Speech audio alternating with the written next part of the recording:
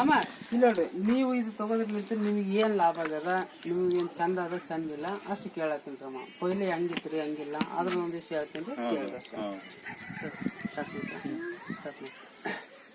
ಅಮ್ಮ ನಮಸ್ಕಾರ ಅಮ್ಮ.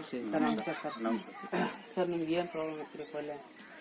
ನಿಮಗೆ ತೊಂದಿರ್ತೀರಿ, ಆರಾಮಿದ್ದಲ್ಲ. ಈಗ ತಗೊಂಡ್ಮ್ಯಾಕ ಆರಾಮ ಆಗ್ಯದ. ಮತ್ತೆ ಅಮ್ಮ ನಿಮ್ಗೆ ನಮಗನ ಆರಾಮಾಗಿದೆ. ಆರಾಮ ಏನ್ ತೊಂದ್ರೆ? ಮಕ್ಳು ತೊಂದ್ರೆ ಇದು ಹೊರಗಡೆ ದವಾಖಾನೆ ಎಷ್ಟು ದಿನ ತೋರ್ಸಿರಮ್ಮ? ಹೋಗಿರಿ, ಅದು ಅವರ್ನ ಏನ್ ಫೈದಾ ಆಗಿಲ್ಲ. ಏನ್ ಫೈದಾ ಆಗಿಲ್ಲಮ್ಮ. ಎಷ್ಟು ವರ್ಷದಿಂದ ತೋರ್ಸಿರಮ್ಮ? 4-5 ವರ್ಷದಿಂದ ತೋರಿಸಿ. 4-5 ವರ್ಷದಿಂದ ತೋರ್ಸ್ಕೊಂಡ್ರೆ ಏನು ಆಗಿಲ್ಲಮ್ಮ. ನೀವು ಎಷ್ಟು ಮ್ಯಾರೇಜ್ ಆಗಿ ಎಷ್ಟು ವರ್ಷ ಆಯ್ತು?